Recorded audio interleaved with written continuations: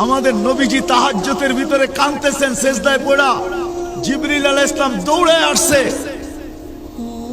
সালাম দিয়া বলছে আপনার রব জিজ্ঞাসা করতে চাইতেছে।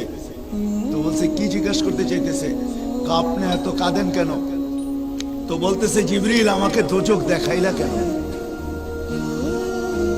আমি যদি মেরাজে দোজখ না দেখাইতাম, আমি যদি দোজখ না দেখতাম, তাইলে একটা বিষয় ছিল, তুমি দোজখ দেখানোর পরে উম্মতের ব্যথা আমাকে খায়া ফেলতেছে, আমার উম্মতই দোজখ সইতে পারবে না জিবরিল, এই জন্য আমি উম্মতের জন্য কাঁদতেছি। বলছে তুমি আমাকে জান্নাত দেখাইলা কেন? না দেখতাম তো একটা কথা ছিল, আমি যখন জান্নাত দেখা ফেলছি তো আমার উম্মতের ব্যথা খায়া ফেলতেছে, আমি চাই না আমার উম্মতেই জান্নাত হারা, এই জন্য আমি মাটিতে পড়া সিজদায় পড়া উম্মতের জন্য কাঁদতেছি। তো বলতেছে আল্লাহ আপনাকে সুসংবাদ দিছে কি? বলে আপনার উম্মতের ব্যাপারে সাইয়ুরবিকা ফি উম্মতিক, আপনার উম্মতের ব্যাপারে আল্লাহ আপনাকে রাজি করে ছাড়বে। তো আল্লাহ রাসূল বলতেছে জিবরিল তাইলে তোমাকে সাক্ষী বানাইতেছে। বলছে কিসের সাক্ষী? আমার একজন উম্মত জাহান্নামে থাকা পর্যন্ত আমি আল্লাহর উপরে রাজি হব না।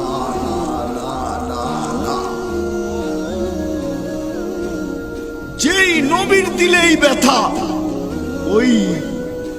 ওই দিল ছাড়া কোনোদিন অন্য দিলে ওই ব্যথা তৈরি হইতে পারে না, যারা নবীর উত্তরসূরি ছাড়া। এই জন্য আল্লাহ হক্কানি উলামায়ে কেরামকে নির্বাচিত করছেন আরশ থেকে কিয়ামতের সকাল পর্যন্ত দায়িত্ব কাঁধে দিছে। কেননা মুহাম্মদুর রাসূলুল্লাহ ওয়ালা আইডি ছাড়া আল্লাহকে রাজি করা সম্ভব না, আর আল্লাহকে রাজি করা ব্যতীত আমাদের জীবনের উদ্দেশ্য কোনোদিন পুরা হবে না, আখিরাত কোনোদিন বনবে না, আখিরাত কোনোদিন তৈরি হবে না, আখিরাত শুভ হবে না, কবর জান্নাতের বাগান হবে না, আরে কিয়ামতের দিন আমলনামা ডাইনাতে আসবে না, পুলসিরাত পার হওয়া যাবে না, জান্নাতে ঠিকানা হবে না, ঈমানের সাথে মউত হবে না, উখরুজি আইয়াতুহান নাফসুত তাইয়্যিব এই সম্বোধন কোনোদিন আসবে না। এই জন্য উলামায়ে কেরামকে আল্লাহ দায়িত্ব দিয়েছেন। উলামায়ে কেরাম ওটা কি সুরক্ষিত করা দুনিয়ার কোনায় কোনায়। হয় আমাকে তো আল্লাহ এরকম দুনিয়া দেখাইছেন, এরকম দুনিয়া আমি বলি আসলে গুজারি হিসাবে।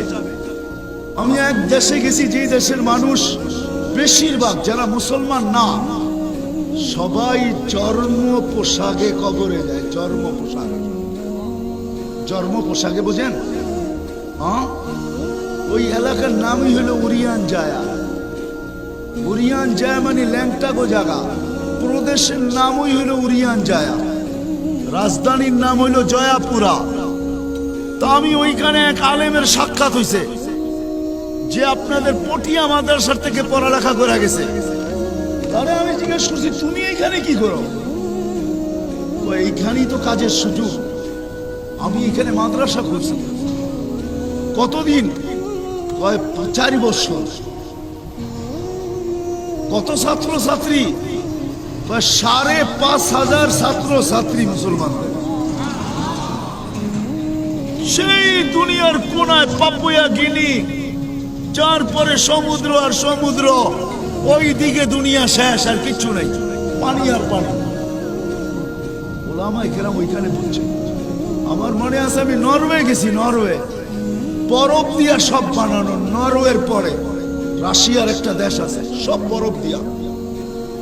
ওইখানে যাওয়া পর্যন্ত আমি হুজুর পাইছি, বাংলাদেশি আলেম। আরে আপনি কি করেন এখানে? এইখানের মুসলমান যারা আছে ওদেরকে নামাজ পড়াই, তালিম করি, ওরা ছুটির সময়। হায় হায় হায়, আপনারা তো দেখেন না চোখে। আমি 2 দিন আগের কথা বলতেছি, 2 দিন আগের কথা। 29 তারিখে সকালে আমি মালয়েশিয়া গেছি, হঠাৎ কোন একটা কারণে। 2 তারিখে বিকালে আমি চলে আসছি।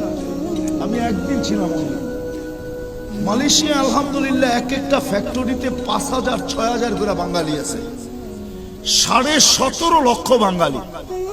আল্লাহ জাযায়ে খায়ের দেখ বাংলাদেশের ওলামাদেরকে। এরা ওইখানে চলে গেছে। এই 5,000 ফ্যাক্টরির বাঙালিদেরকে ওভারটাইম যখন কাজ থাকে না, তখন এদের কাছে পড়ে। প্রত্যেকটা ফ্যাক্টরির ভিতরে 3টা 4টা করে মাদ্রাসা। আমি এক ফ্যাক্টরিতে যেখানে বয়ান করতেছিলাম, তা আমি জিজ্ঞাসা করলাম এখানের পরিবেশ কিরকম। হুজুর বেশিরভাগই কোরআন সহি শুদ্ধ হয়ে গেছে, অনেকে হেফজ করতে শুরু করছে, কারো 2 পারা 3 পারা 4 পারা 5 পারা হয়ে গেছে, অনেকে কিতাব পড়তে শুরু করছে, কারো নাহবে মির পর্যন্ত 2-3 ক্লাস হয়ে গেছে। আর যদি পুরা থাকতে পারি 4-5 বছর, তাইলে ইনশাআল্লাহ এরা দুনিয়া নেওয়ার সাথে সাথে এখান থেকে আলেম হয়েও বাড়িতে ফিরবে। আমি তো আশ্চর্য হয়ে গেছি। ওই হুজুরও কিন্তু এখানে কই ফ্যাক্টরিতে কাজ করে, আবার নামাজ পড়ায়, আবার অবসর সময় এদেরকে পড়ায়। 17.5 লক্ষ বাংলাদেশি আছে, ওলামায়ে কেরাম দায়িত্ব নিছেন। এই জন্য সর্বশেষ কথা, আল্লাহকে রাজি করা ছাড়া আমাদের কোনো গতি নাই। আর আল্লাহকে রাজি করার একমাত্র রাস্তা মুহাম্মদুর রাসূল। আল্লাহর রাসূলের জিন্দেগি ওলামাদের দুয়ার থেকে শিখতে হবে, ওলামাদের কাছ থেকে শিখতে হবে। আল্লাহ ওয়ালা হক্কানি আলেম এবং পীর আল্লাহ ওয়ালা, এদের কাছ থেকে নবীর জিন্দেগি শিখতে হবে, এদের দুয়ার থেকে শিখতে হবে।